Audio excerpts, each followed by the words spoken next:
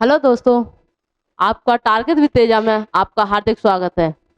जैसा कि आपकी डिमांड थी कि एसएससी जीडी की प्रैक्टिस सेट कराई जाए, हिंदी की प्रैक्टिस सेट कराई जाए, तो आपकी आज पहली प्रैक्टिस सेट नंबर 1 मेरे द्वारा कराई जा रही है। क्वेश्चन नंबर 1,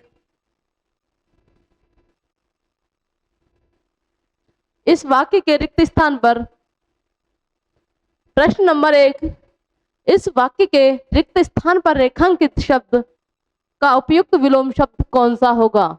इस वाक्य के प्रश्न नंबर 1, इस वाक्य के रिक्त स्थान पर रेखांकित शब्द का उपयुक्त विलोम शब्द कौन सा होगा?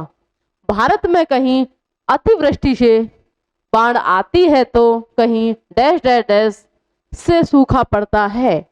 लघु वृष्टि ऑप्शन नंबर हमारा 1 लघु वृष्टि, ऑप्शन नंबर 2 अनावृष्टि, ऑप्शन नंबर 3 वृष्टि, ऑप्शन नंबर 4 शुभ वृष्टि। हमारा इसका भारत में कहीं पहला क्वेश्चन हमारा भारत में कहीं अतिवृष्टि अतिवृष्टि से बाढ़ आती है तो कहीं डैश डैश डैश से सूखा पड़ता है। ऑप्शन नंबर 1 लघु वृष्टि, ऑप्शन नंबर 2 अनावृष्टि, ऑप्शन नंबर 3 वृष्टि, ऑप्शन नंबर 4 शुभवृष्टि। हमारा आंसर क्या होगा इनमें से? हमारा आंसर होगा अतिवृष्टि का मतलब होता है ज्यादा बारिश होना।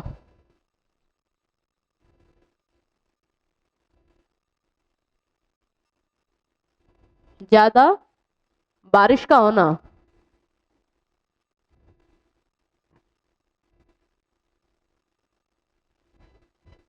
बारिश का होना।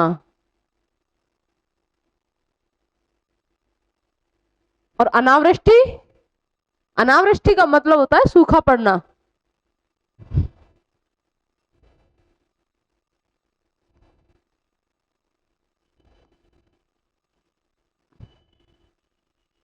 अनावृष्टि, अनावृष्टि का मतलब होता है सूखा पड़ना।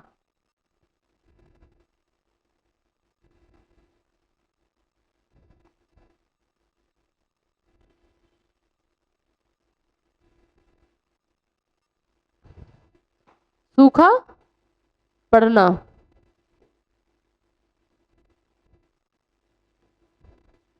और सुवृष्टि और वृष्टि, लघु वृष्टि मतलब कम अति कम बारिश होना, लघु वृष्टि। लघु वृष्टि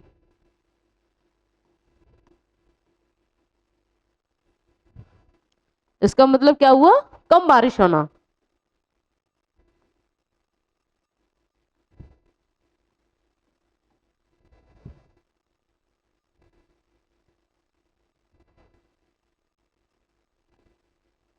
बारिश का होना।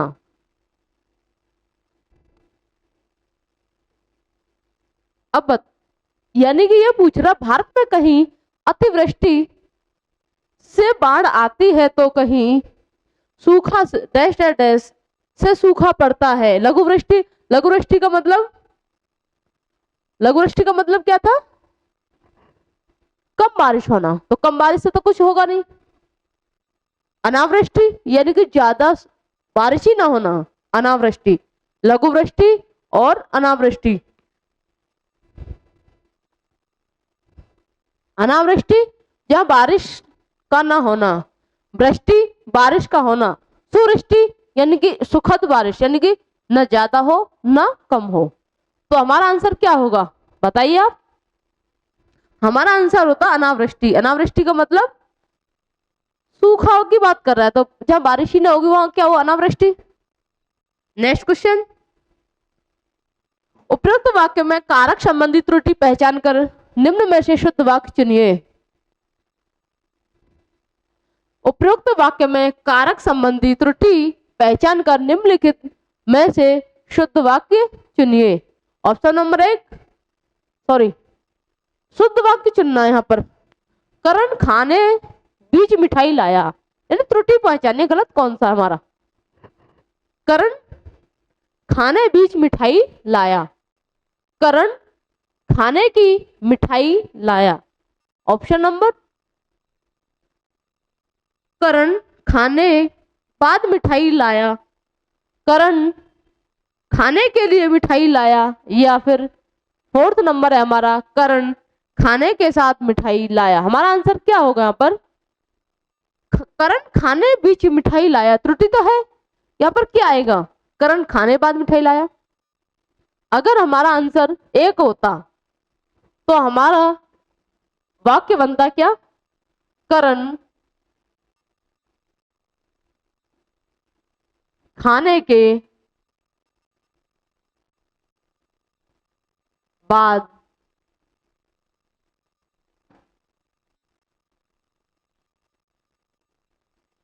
के बाद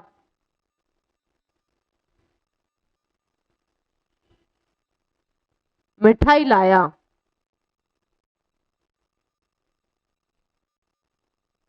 मिठाई लाया।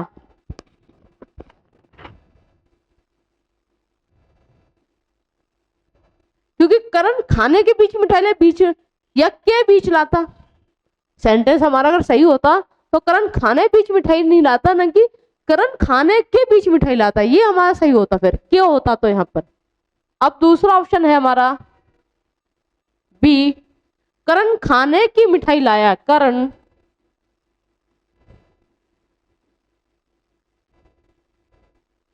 खाने की मिठाई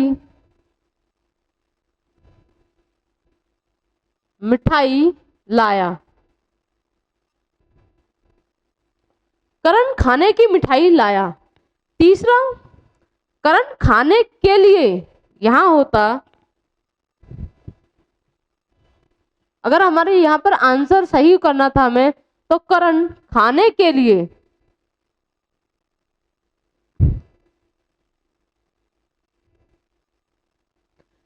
मिठाई लाया। अब थर्ड नंबर है, करण खाने के लिए मिठाई लाया, या फिर करण खाने साथ मिठाई लाया। अब हमारा आंसर तो ये क्वेश्चन नंबर 2 का हमारा आंसर कौन सा? थर्ड। क्वेश्चन नंबर 2 का आंसर हमारा है थर्ड, सही। अब अगर हमारा सेंटेंस 4 होता सही, तो वो कैसे होता? देखिए, करण खाने साथ मिठाई लाया। करण कौन ला रहा मिठाई? करण। करण खाने के साथ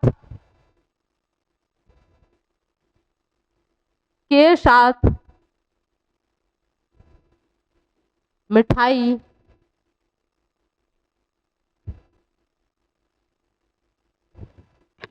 लाया। अच्छा, इसमें संज्ञा कौन सी है? भाववाचक संज्ञा। इसमें संज्ञा कौन सी है? भाववाचक संज्ञा। हमारा आंसर कौन सा होगा फिर इसका? थर्ड। क्वेश्चन नंबर थर्ड, इसका आंसर कौन सा? थर्ड। और क्वेश्चन नंबर अब थर्ड, उपरोक्त वाक्य का भाववाच्य में रूपांतरण होगा।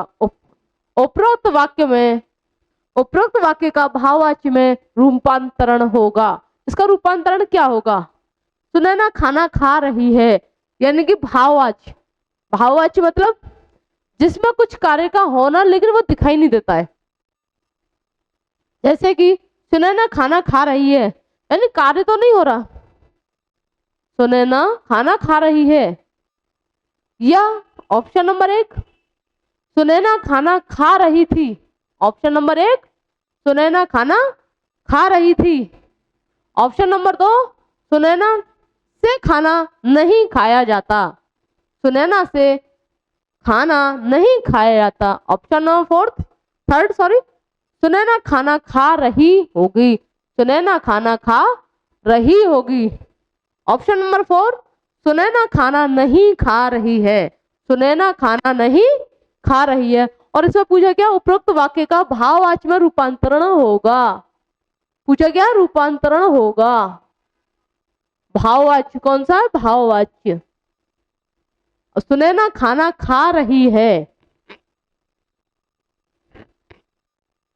सुनैना खाना खा रही है, इसमें कौन सा कार्य हो रहा है? यानी कि जो, जैसे कि जिसमें कोई जिसमें कोई कार्य तो होता है लेकिन वो दिखाई नहीं देता। खाना खाना दिखता है लेकिन वो बॉडी के अंदर नहीं दिखता ना। सुनैना खाना खा रही है, सुनैना खाना खा रही थी। और ये पूछ रहा भाववाच्य, जिसमें सिर्फ भाव दिखता है, कार्य का ना होना या होना ना दिखाई दे, लेकिन उसमें एक अर्थ निकल रहा है उसका, जैसे कि लड़कपन होना। सुनैना से खाना नहीं खाया जाता। सुनैना से खाना नहीं खाया जाता। ऑप्शन नंबर 3, सुनैना खाना खा रही होगी। होगी, और यहां पर क्या पूछ रहा है? खाना खा रही है, भाववाच्य में पूछ रहा है। और सुनैना खाना नहीं खा रही है, हमारा आंसर आएगा डी। आंसर कौन सा आएगा इसमें? डी। नेक्स्ट क्वेश्चन, वेद जी दिए गए शब्दों में से ऊंचे शब्द से वाक्य पूर्ण करें। क्या पूछ रहा है? वाक्य पूर्ण करें।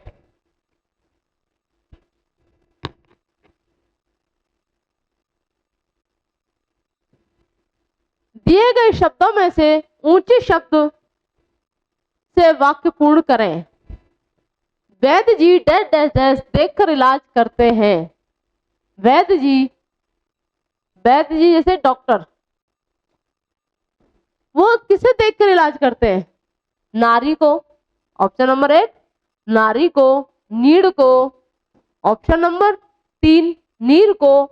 ऑप्शन नंबर 4 नाड़ी को। तो वैद्य जी किसे देखकर इलाज करेंगे? नाड़ी तो देखेंगे। इसका आ जाएगा डी। नारी मतलब स्त्रीलिंग, स्त्री, स्त्री। और नीर पानी, नीड निर्माण होना या निर्माण करना किसी चीज का।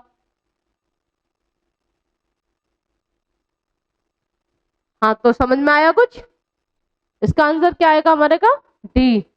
सॉरी, हाँ डी, ये पर्यायवाची है। नेक्स्ट क्वेश्चन,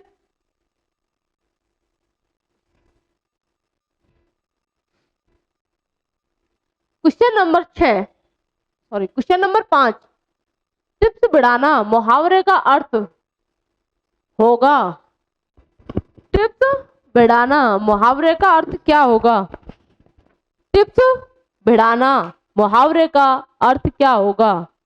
सिफारिश करवाना, अक्ल लगाना, लोगों को आपस में लड़वाना, या नई योजना बनाना। हमारा आंसर क्या होगा इसमें? टिप्स बढ़ाना।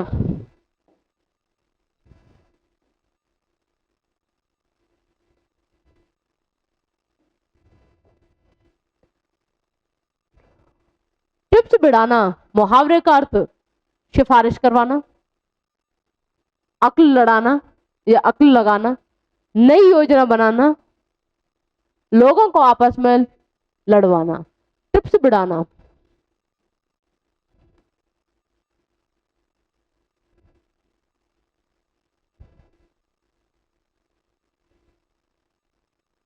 टिप्स बढ़ाना।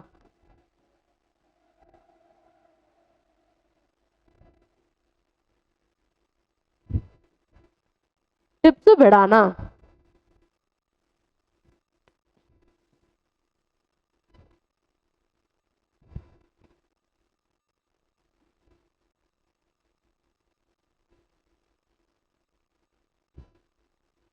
टिप्स बढ़ाना।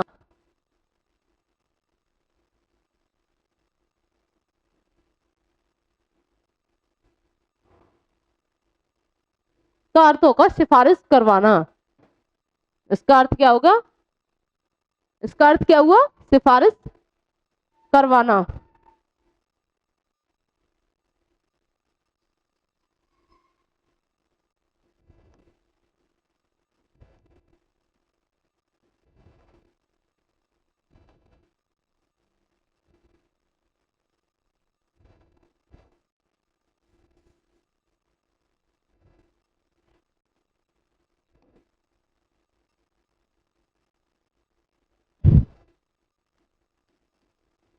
सिफारिश करवाना,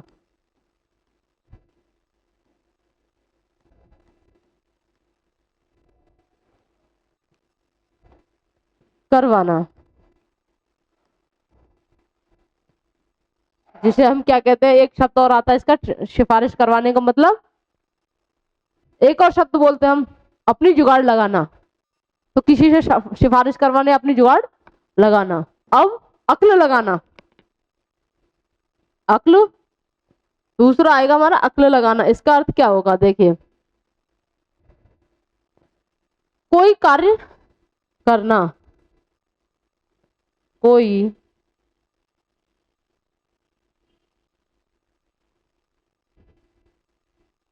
कार्य को करना,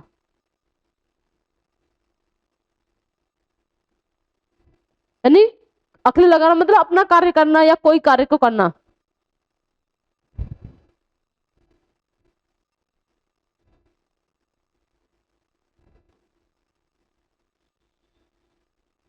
अपना कार्य को करना। नंबर है थर्ड, लोगों को आपस में लड़ाना, लोगों को आपस में लड़ाना। इसका मतलब क्या होगा, और फोर्थ है नई योजना बनाना। लोगों को आपस में लड़वाना मतलब चुगली करना। इसका एक और अर्थ आता है, आपस में चुगली करना।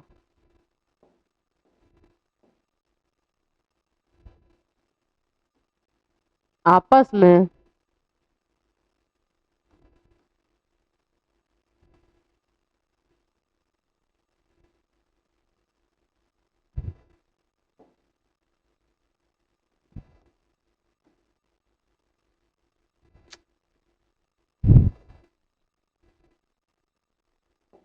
आपस में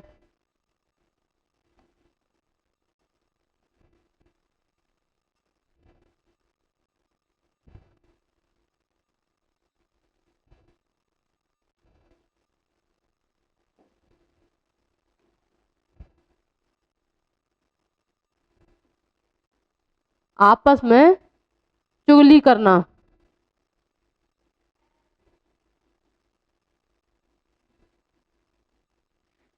फोर्थ नंबर, नई योजना बनाना, माइंड सेटअप करना, यानी अपना जो माइंड सेटअप है, हमें टारगेट फिक्स करना। नई योजना का मतलब होता है टारगेट फिक्स करना।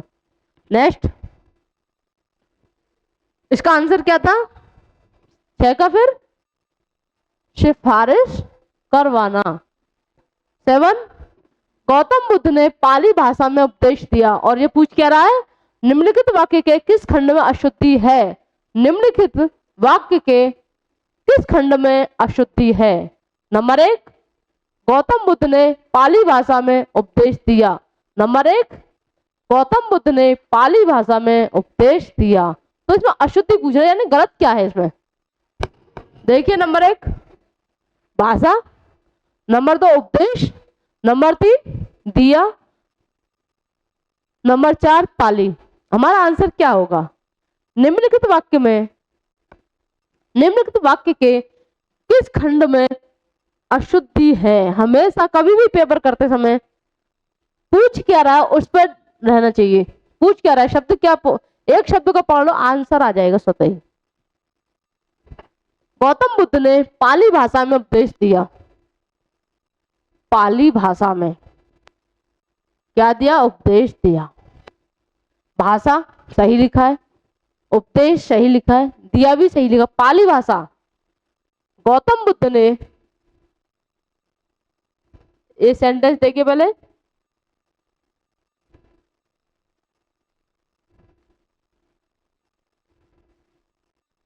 गौतम बुद्ध ने, सेंटेंस देखिए इधर,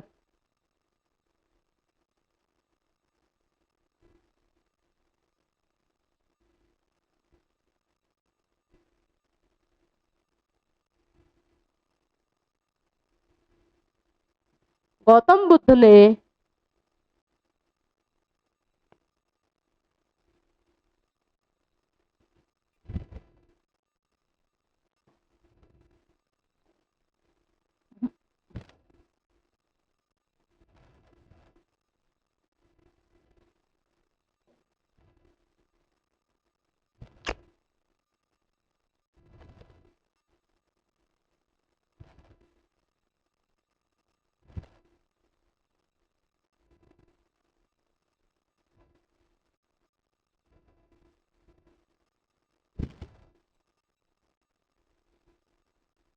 क्वेश्चन नंबर 6 देखिए पहले। क्वेश्चन नंबर 6 देखिए, गौतम बुद्ध ने पाली भाषा में उपदेश दिया। गौतम बुद्ध ने पाली भाषा में उपदेश दिया, इसका सेंटेंस सही क्या होगा ये देखिए।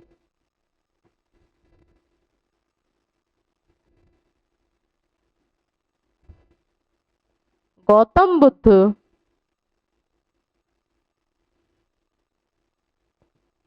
ने पाली भाषा में उपदेश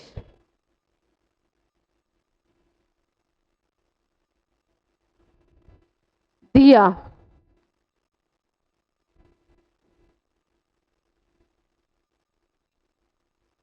ये है पाली कैसे लिखा है, ये देखिए यहां पर पाली कैसे लिखा है और यहां पर ये पाली क्या लिखा है, ये देखिए।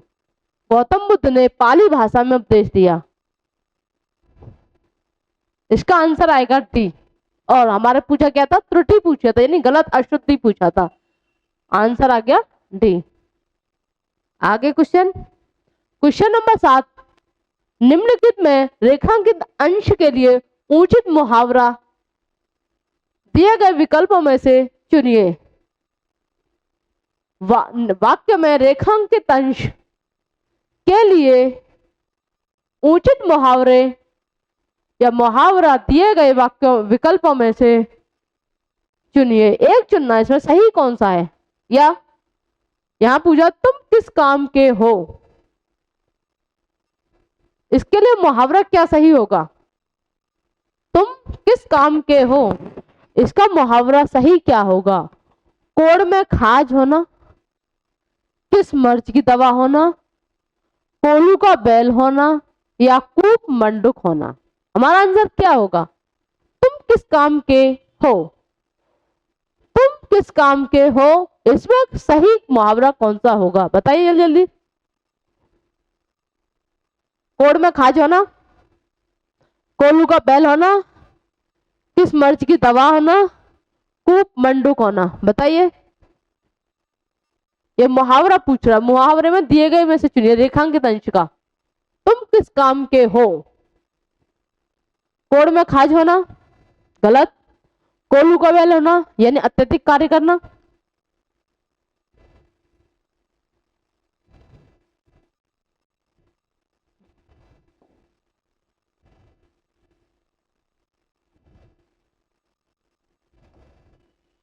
कोलू का बैल होना मतलब अत्यधिक काम करना।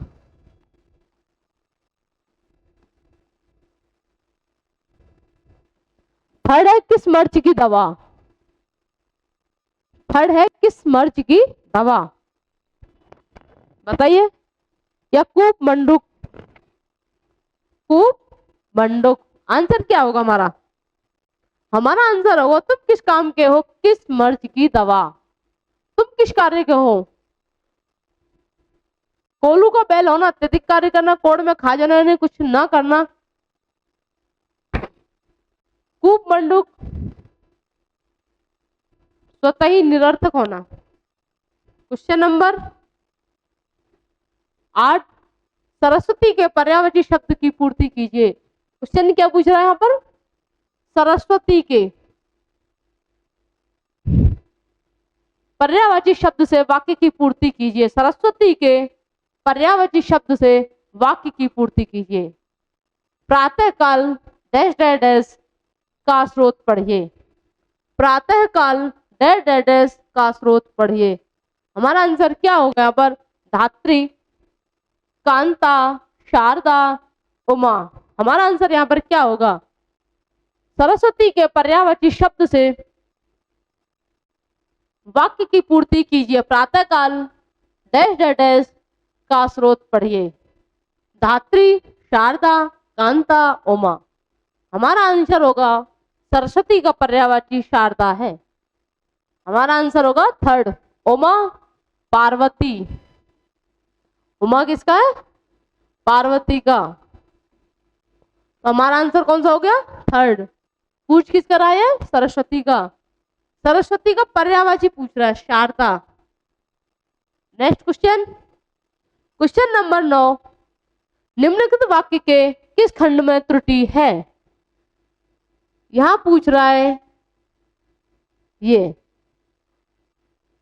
निम्नलिखित वाक्य के किस खंड में रुचि है? जीवन में और साहित्य का घोर संबंध है। जीवन और साहित्य का घोर संबंध है। इसमें पूछ रहा है गलत क्या है? हमारा आंसर क्या पूछ रहा है? गलत क्या है? जीवन और साहित्य का घोर संबंध है। जीवन और साहित्य का, ये सेंटेंस ही नहीं बन रहा है यहाँ पर। घोर, अब ये पूछ रहा है गलत कहां पर है, किस खंड में है? संबंध में, घोर में, साहित्य में या जीवन में? हमारा आंसर क्या होगा यहाँ पर? जीवन और साहित्य का। हमेशा इसका सेंटेंस बनेगा, देखिए इधर,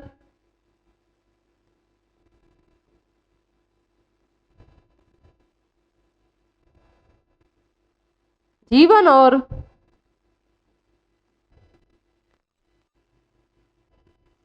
साहित्य का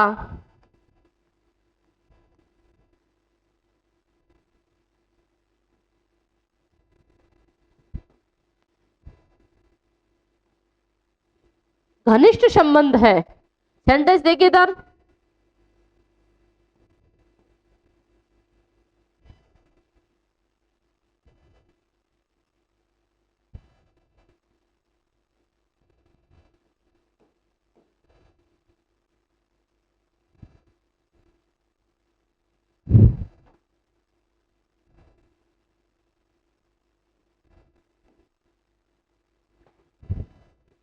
पूछ क्या रहा है? जीवन और साहित्य का घोर संबंध है। हमारा आंसर आ जाएगा घोर। गलत क्या होगा? घोर। हमारा आंसर क्या आ गया? सेकंड। अब ये त्रुटि खंड में पूछ रहा था, तो हमारा आंसर आ जाएगा ऊपर पर सेकंड। हमारा घोर गलत है, यहाँ पर आना चाहिए था क्या? घनिष्ठ। हमारा आंसर क्या आना चाहिए था यहाँ पर? घनिष्ठ। नेक्स्ट क्वेश्चन, क्वेश्चन नंबर 10, वह व्यक्ति जो विद्यार्थियों को पढ़ाने का कार्य करता है। वह व्यक्ति जो विद्यार्थियों को पढ़ाने का कार्य करता है। वाक्यांश के लिए एक सार्थक शब्द है। वाक्यांश के लिए एक सार्थक शब्द है। शिक्षार्थी, शिक्षक, विद्यार्थी या छात्र। वह व्यक्ति जो विद्यार्थियों को पढ़ाने का कार्य करता है, ये पूछ क्या रहा है? वाक्यांश। अब पूछ क्या रहा है? सार्थक शब्द जिसका कोई अर्थ निकले, सार्थक और निरर्थक। देखिए इधर, सार्थक,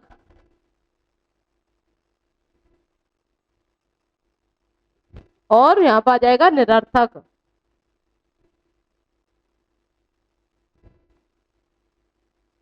सार्थक और निरर्थक। सार्थक जिसका कोई अर्थ निकले, जिस शब्द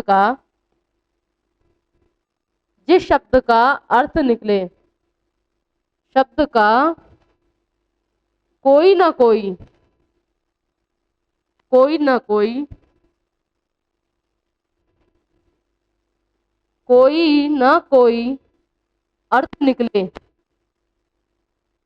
अर्थ निकले, वो हो जाएगा सार्थक। और इसका अपोजिट निरर्थक। निरर्थक होगा क्या? जिसका कोई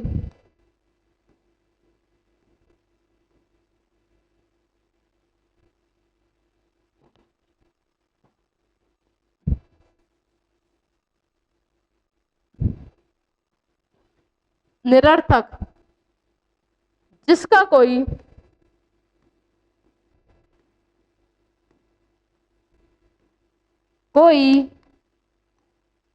अर्थ ना निकले,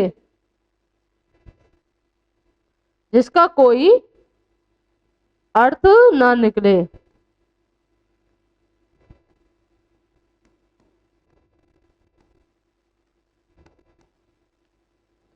उसे क्या कहते हैं हम?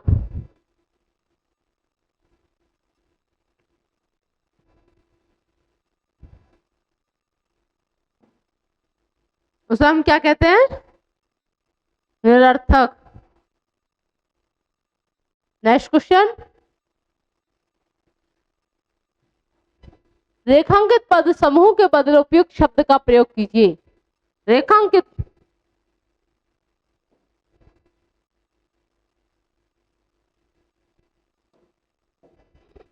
रेखांकित पद समूह के बदले, यहां पूछ रहा समूह हो, समूह के बदले उपयुक्त शब्द का प्रयोग कीजिए।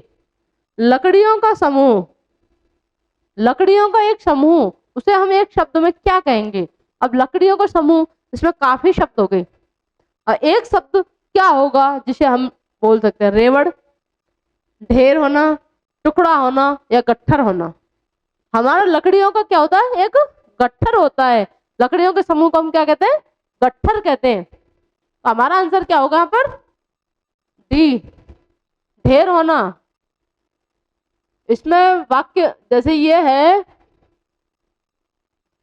इसके लिए हम क्या प्रयोग कर सकते हैं?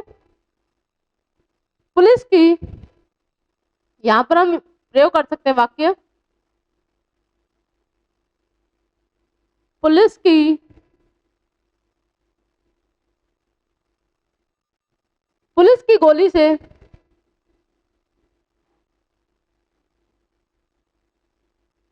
से चोर का ढेर होना। पुलिस की गोली से चोर ढेर हो गया।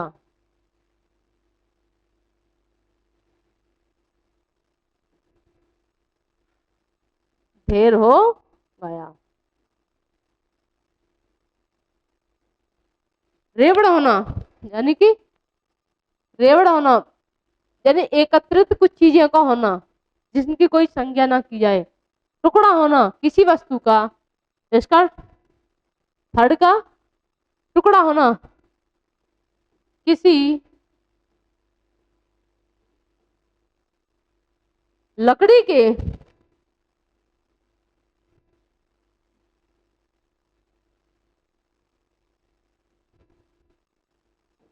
किसी लकड़ी के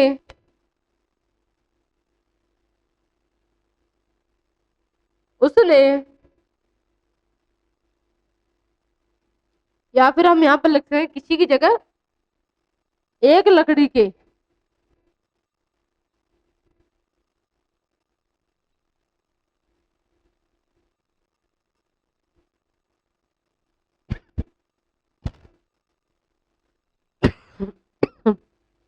यहां हो जाता है एक लकड़ी के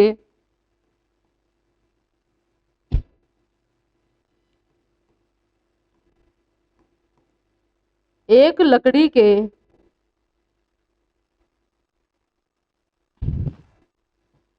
उसने तो टुकड़े कर दिए।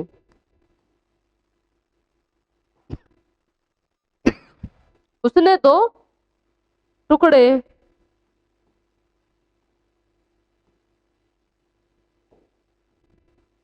कर दिए।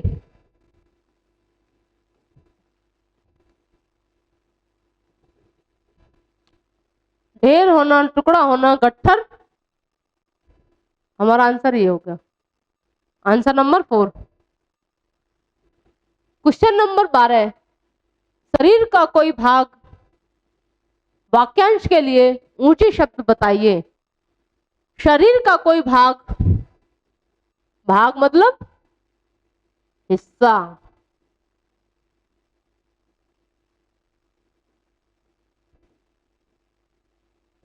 शरीर का कोई भाग वाक्यांश के लिए ऊंचे शब्द बताइए।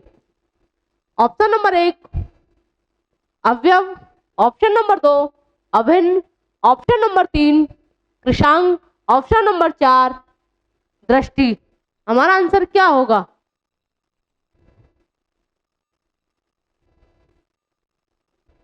बताइए जल्दी।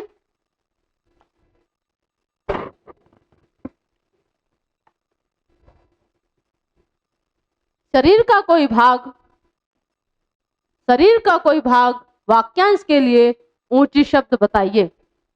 अवयव, अभिन्न, कृशांग या दृष्टि। इसका आंसर क्या होगा? इसका आंसर क्या होगा? इसका आंसर क्या होगा?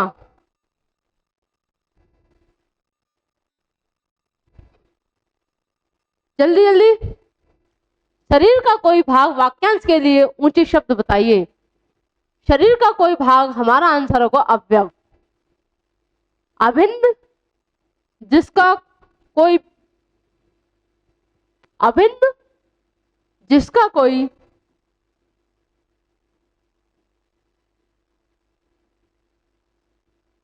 भिन्न, अभिन्न, जिसका कोई हिस्सा ना हो या जिसका कोई अलग थलग ना हो।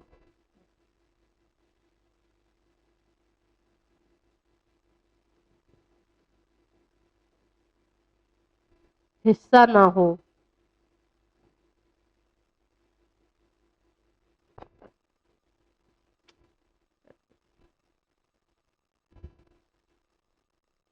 नेक्स्ट क्वेश्चन, निम्न में से किस वाक्य में उत्कंठा के सही पर्यायवाची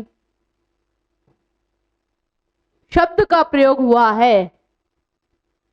निम्न में से किस वाक्य में उत्कंठा के सही पर्यायवाची शब्द का प्रयोग हुआ है? नव्या में अब कोई लालसा शेष नहीं थी। नहीं थी।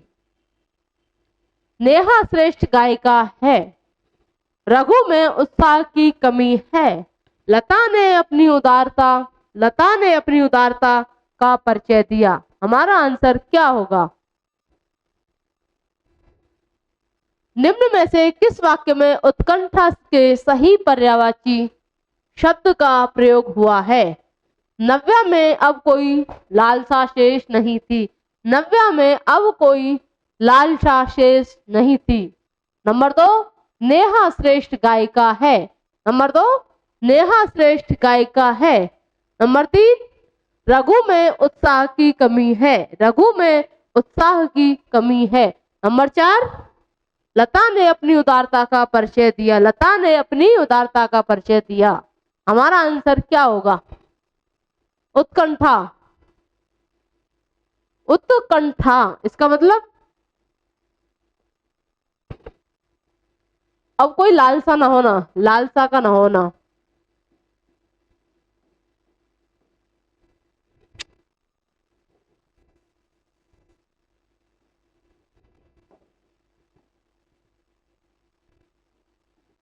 उत्कंठा, रुचि ना होना, रुचि का ना होना।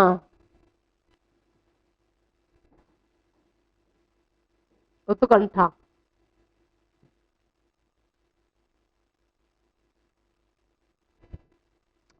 तो उत्कंठा का सही प्रयोग क्या हो गया हमारा?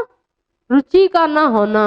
नव्या में अब कोई लालसा शेष नहीं थे। हमारा आंसर हो जाएगा ए, क्योंकि लालसा यानी कि कोई उसे रुचि नहीं है उसमें। श्रेष्ठ गायिका है, रुचि है तभी तो वो गायिका बनी है। नेहा श्रेष्ठ गायिका है, रुचि थी तभी तो उसने सीखा होगा गायिका, सिंगिंग करना, तभी तो वो गायिका बनी है श्रेष्ठ। नंबर 3 पर है हमारा, रघु में उत्साह की कमी है। रघु में उत्साह की कमी है। उत्साह की कमी है तो रुचि तो है ना। फिर भी किसकी कमी है? उत्साह की।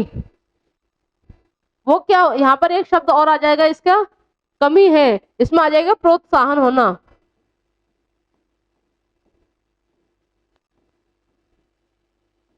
प्रोत्साहन होना।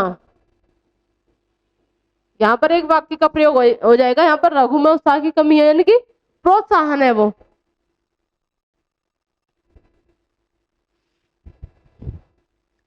लता ने अपनी उदारता का परिचय दिया।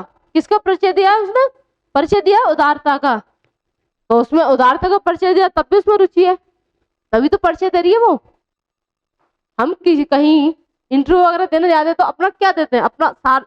अपनी लालसा दिखाते हैं ना, हमें क्या कहाँ पर हम क्या हैं।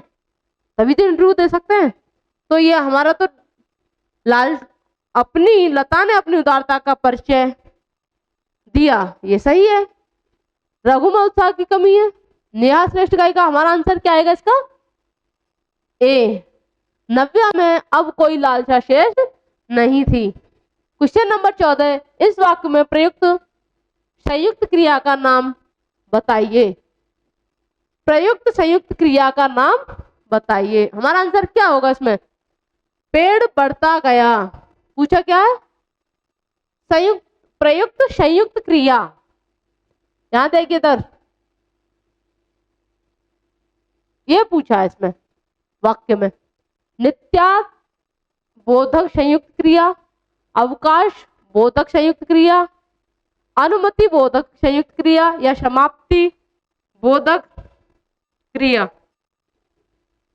नित्य इसका मतलब होता है नित्या बोधक संयुक्त क्रिया का अर्थ।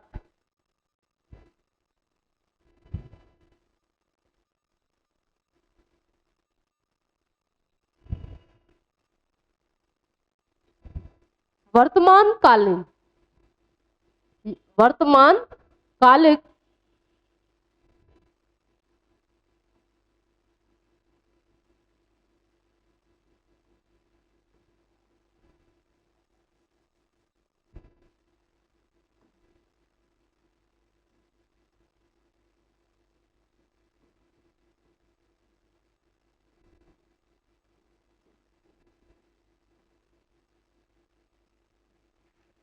वर्तमान कालिक क्रिया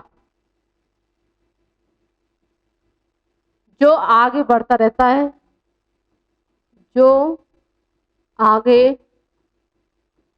बढ़ता या घटता रहता है।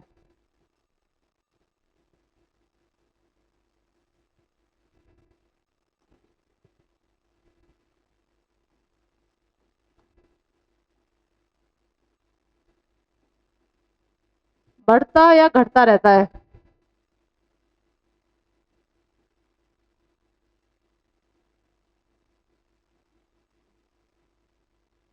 घटता रहता है।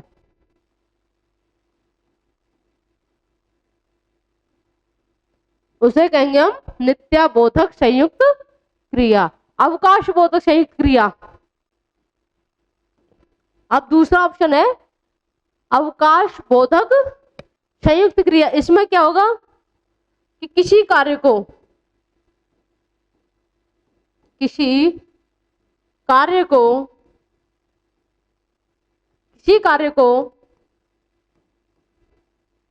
संयुक्त रूप से या सुचारू रूप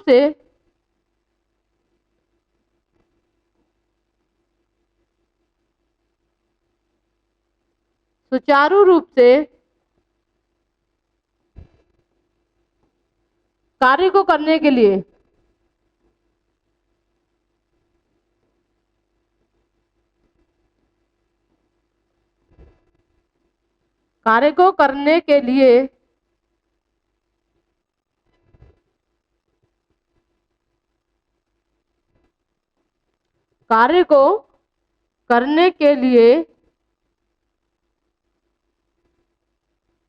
जो अवकाश लिया जाए, अवकाश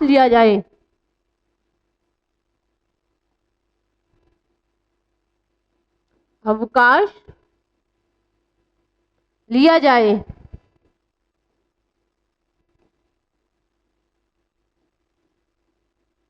उसे बोलेंगे हम अवकाश बोधक संयुक्त क्रिया।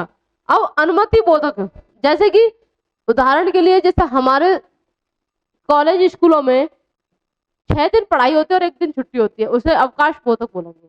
क्योंकि सुचारू रूप से कार्य करने के लिए ऑफिसों में 1 दिन की छुट्टी होती है, उसमें भी क्योंकि कोई कार्य को करने के लिए हमें सुचारू रूप से कार्य करेंगे हम, तो हमें आराम की जरूरत पड़ेगी। और आराम 1 दिन कर लोगे आप, 6 दिन काम करके साप्ताहिक जो 7 दिन का होता है तो उसमें एक दिन का आराम कर सकते हो। लेकिन अवकाश बोधक यहाँ पर जैसे रात्रि को, शाम को ऑफिस बंद करने के बाद व्यक्ति घर जाएगा तो वो रेस्ट करेगा, तो रात्रि का जो क्या हुआ हो अवकाश बोधक संयुक्त क्रिया। अनुमति बोधक संयुक्त क्रिया, अब हमारा आ गया थर्ड, अनुमति बोधक संयुक्त क्रिया, जिसमें जिसमें किसी व्यक्ति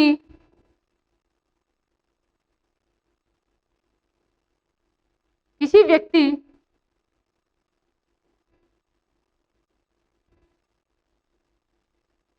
व्यक्ति की अनुमति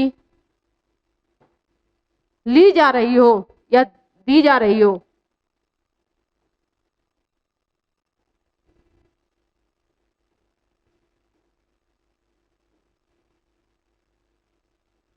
उसे हम क्या कहेंगे, अनुमति बोधक संयुक्त क्रिया। अब आ जाइए फोर्थ नंबर पर, समाप्ति बोधक संयुक्त क्रिया, यानी किसी कार्य को किसी कार्य को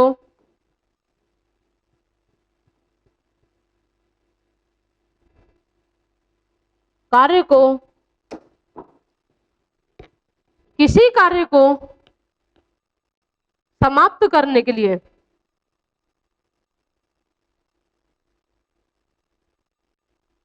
ऐसे नहीं, अब समाप्त करने के लिए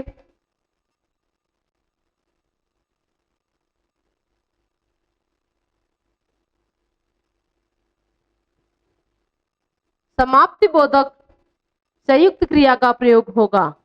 अब यहां पर पूछ रहा था प्रयुक्त संयुक्त क्रिया का नाम बताइए। पेड़ बढ़ता गया, नित्याबोधक संयुक्त क्रिया, नित्याबोधक, हमारा आंसर आएगा इसका ए। अब नित्याबोधक संयुक्त क्रिया में क्या दे रखा है, वर्तमान कालिक क्रिया जो आगे बढ़ता या घटता रहता है, तो पेड़ हमेशा क्या होता है, बढ़ते रहते हैं, तो ये क्या हो गया, नित्याबोधक संयुक्त क्रिया। अवकाश बोधक संयुक्त क्रिया, किसी कार्य को सुचारू रूप से करने के लिए हमें अवकाश की आवश्यकता होती है, तो उसे हम क्या बोलेंगे, उसको हम अवकाश बोधक संयुक्त क्रिया के रूप में प्रयोग करेंगे। अनुमति बोधक संयुक्त क्रिया, जैसे कि हम किसी कार्य को करने के लिए किसी व्यक्ति की अनुमति लेते हैं। एग्जाम्पल के लिए ऑफिस में बॉस का होना, कॉलेजों में एक शिक्षक का होना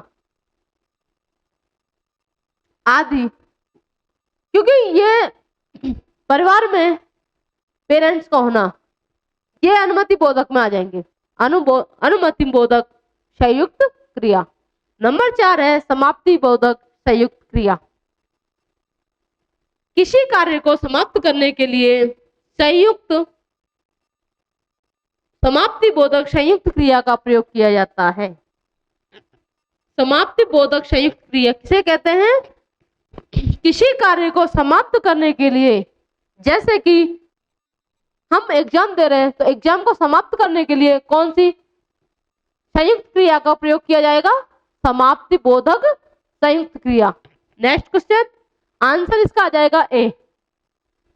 आगे क्वेश्चन नंबर 15, निम्नलिखित वाक्यांश के लिए उपयुक्त सार्थक शब्द है। निम्नलिखित वाक्यांश के लिए उपयुक्त सार्थक शब्द है जो कहा ना जा सके,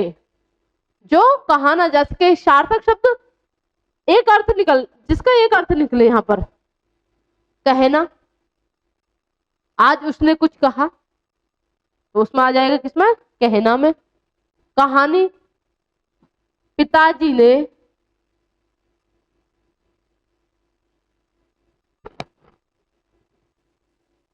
राम के पिताजी ने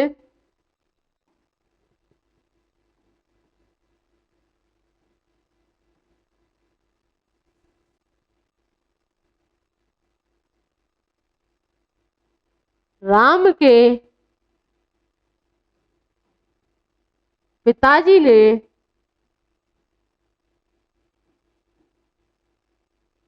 ने राम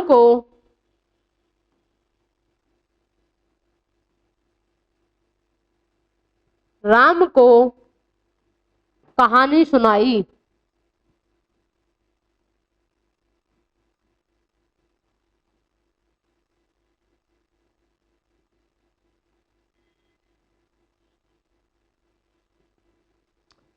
अकथ्य, जो कहा ना जा सके। कथन, कथन कहना, जैसे कि माँ ने, जैसे कि राम की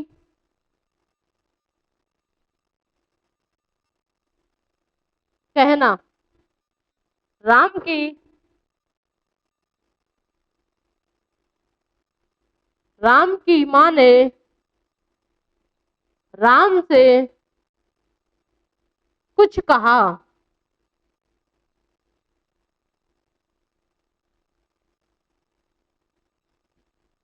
कुछ कहा।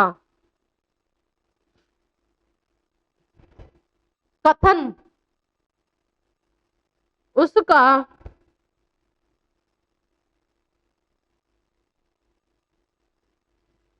कोई कहा, कहा, कोई कहना कहा आपने, या फिर उसका, उसने,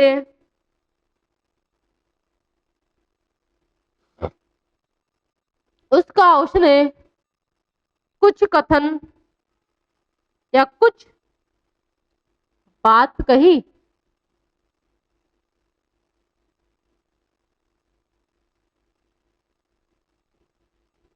यहां आ जाएगा कथन में राम की, राम की, राम की माँ ने, राम की माँ ने, राम की माँ ने कुछ कहा। किससे कहा? राम से। ये किस में आ जाएगा? राम की माँ ने कुछ कहा, कहना में। कहानी, राम के पिताजी ने राम को कहानी सुनाई, मुहावरा हो गया।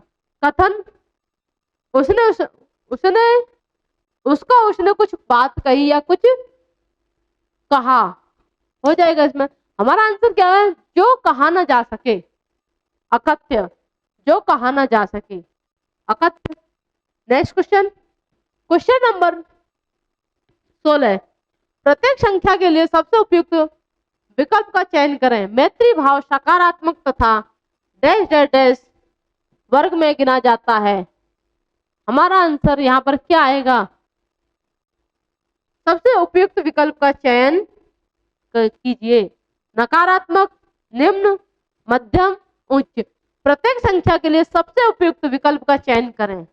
प्रत्येक संख्या के लिए एक विकल्प जो सबसे अच्छा है उसे चुनना है। मैत्री भाव सकारात्मक तथा नकारात्मक होता वर्ग में गिना जाता है। अगर हम यहाँ पर नंबर 1 लगाते हैं नकारात्मक,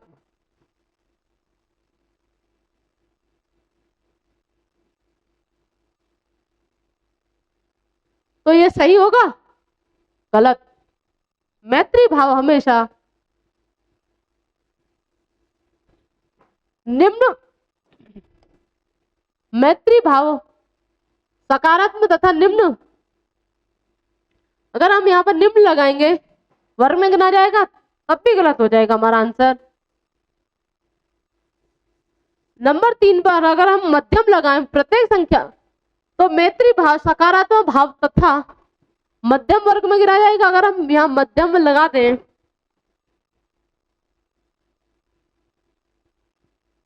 मध्यम लगा दें हम, तो गिना जाता है, तब भी हमारा सेंटेंस अपूर्ण है, गलत है। नंबर 4 हमारा है गया मैत्री भाव सकारात्मक तथा वर्ग में गिना जाएगा। मैत्री भाव हमेशा सकारात्मक तथा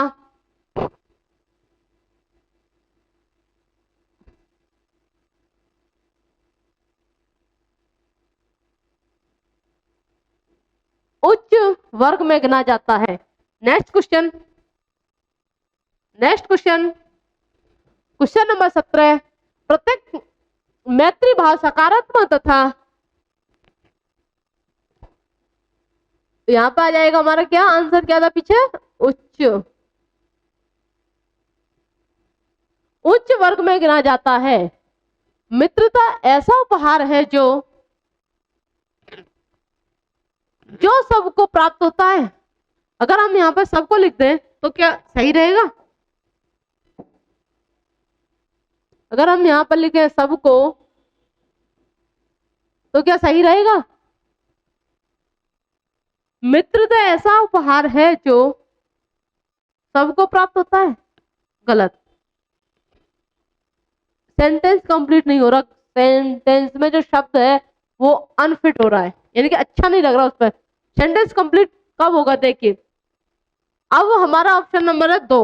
2 पर क्या लगा? अमीर। तो यहाँ पूछा क्या जा रहा है? मित्रता ऐसा उपहार है जो अमीर को प्राप्त होता है। अगर हम यहाँ अमीर लिख दो तब भी गलत हो रहा हमारा सेंटेंस। अब थर्ड है हमारा भाग्यशाली। मित्रता ऐसा उपहार है जो भाग्यशाली को प्राप्त होता है। अब फोर्थ है हमारा मित्रता ऐसा उपहार है जो गरीब को प्राप्त होता है। क्या मित्रता ऐसा है? हमारा आंसर आएगा आंसर नंबर 3। मित्रता ऐसा उपहार है जो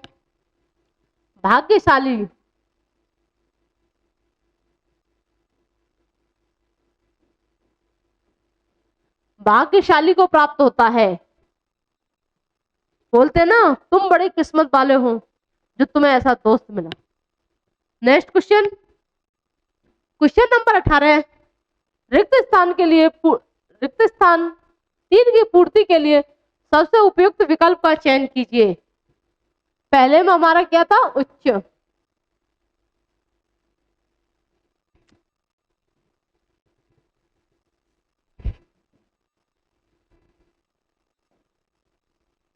यहाँ क्या आ रहा था हमारा? उच्च।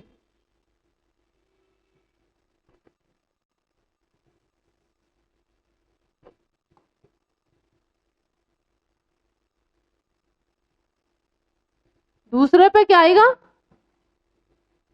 भाग्यशाली।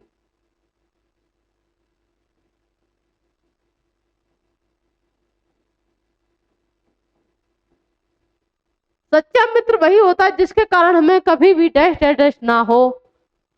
तो क्या पश्चाताप?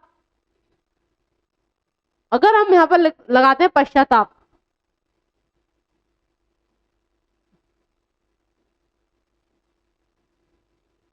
सच्चा मित्र वही होता है जिसके कारण हमें कभी भी पश्चाताप ना हो। अगला ऑप्शन उठाते हैं हम यहाँ पर उत्साह। सच्चा मित्र वही है होता है जिसके कारण हमें कभी भी उत्साह ना हो। तो यहाँ पर रॉन्ग बैठ रहा है। हम थर्ड लगाते हैं सच्चा मित्र वही जिसके कारण हमें कभी भी खुशी ना हो। ये भी रॉन्ग बैठ रहा है। फोर्थ लगाते हैं हम सच्चा मित्र वही है जिसके कारण हमें कभी भी भलाई ना हो।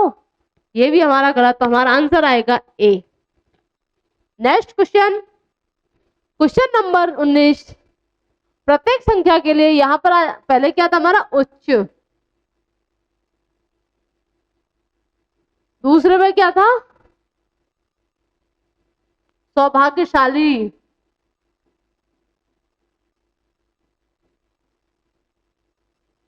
सौभाग्यशाली। सच्चा मित्र वही होता है जिसके कारण हमें कभी भी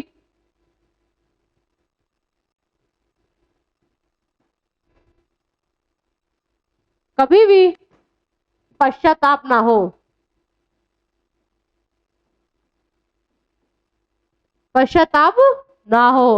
जब भी हमारी ऐसी कोई आदत होती है जिससे दूसरे को परेशानी होती है तो ऐसी आदत में ही भलाई है। छोड़ने में अगर हम यहाँ पर लगाते हैं छोड़ना,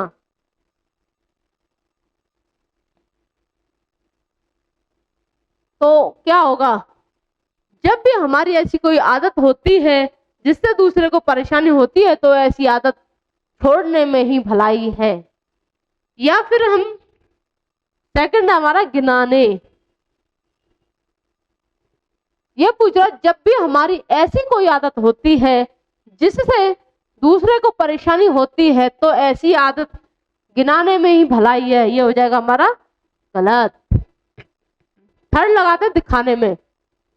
सच्चा मित्र वही है जिसके कारण हमें कभी भी जब भी हमारी ऐसी कोई आदत होती है जिससे दूसरे को परेशानी होती है, तो ऐसी आदत दिखाने में ही भलाई है, ये भी हमारा क्या हो जाएगा, गलत। फोर्थ है अपनाना, अपनाने। हमारी ऐसी कोई आदत होती है, जब भी हमारी ऐसी कोई आदत होती है जिससे दूसरे को परेशानी होती है, तो ऐसी आदत अपनाने में ही भलाई है, ये भी हो जाएगा हमारा गलत। हमारा आंसर क्या हुआ, ए, छोड़ने में भलाई है। लास्ट क्वेश्चन है हमारा क्वेश्चन नंबर 20। 5 की पूर्ति के लिए सबसे उपयुक्त विकल्प का चयन कीजिए। पहले में क्या था हमारा, उच्च, दूसरे में भाग्यशाली,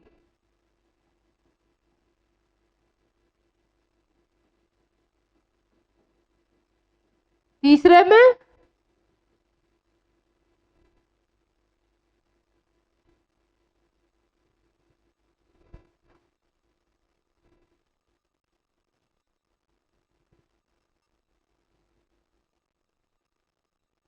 पश्चाताप,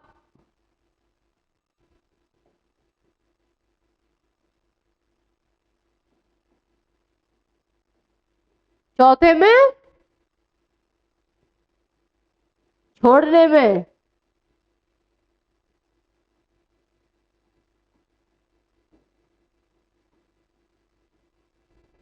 मनुष्य तो सामाजिक प्राणी है।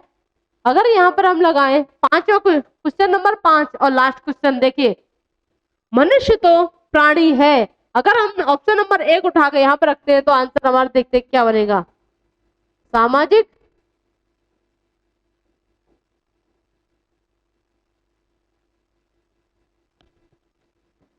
मनुष्य तो सामाजिक प्राणी है। अब हम दूसरा ऑप्शन लेते हैं यहाँ पर, दिखावा। ऑप्शन नंबर 2, अगर क्वेश्चन नंबर 5 में मनुष्य तो दिखावा प्राणी है, तो हमारा आ जाएगा ये गलत। मनुष्य तो दिखावा प्राणी है, दिखावा प्राणी कहाँ होता है मनुष्य, ये गलत हो गया। अब हम उठाते हैं परेशानी को, परेशानी, तीसरा ऑप्शन, देखते हैं क्या बनता है सेंटेंस। मनुष्य तो परेशान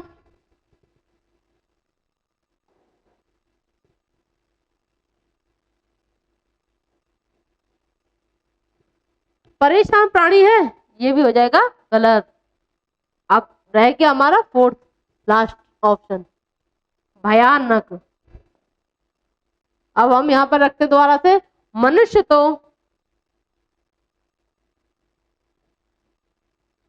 भयानक प्राणी है, ये भी हो जाएगा गलत। हमारा आंसर हो गया ए, मनुष्य तो सामाजिक प्राणी है। अब इसका पूरा देखिए इधर, मैत्री भाव सकारात्मक तथा उच्च वर्ग में गिना जाता है। मित्रता ऐसा उपहार है जो भाग्यशाली को प्राप्त होता है। सच्चा मित्र वही है जिसके कारण हमें कभी भी पश्चाताप ना हो। जब भी हमारी ऐसी कोई आदत होती है, जब भी हमारी ऐसी कोई आदत होती है जिससे दूसरे को परेशानी होती है, तो ऐसी आदत को छोड़ने में ही भलाई है। मनुष्य तो सामाजिक प्राणी है, मनुष्य तो सामाजिक प्राणी है।